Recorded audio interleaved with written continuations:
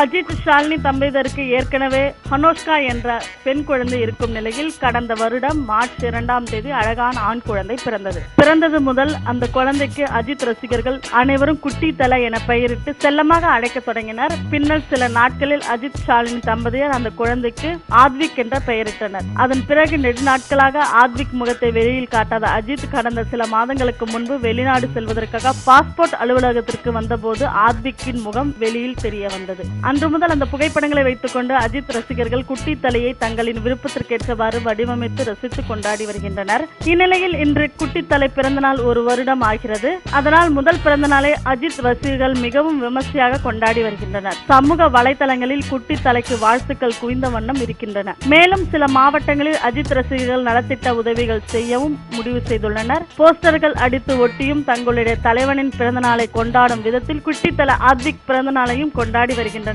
குட்டி தலை ஆத்விக் என்ற தமிழின் பிறந்தநாள் வாழ்த்துக்கள்.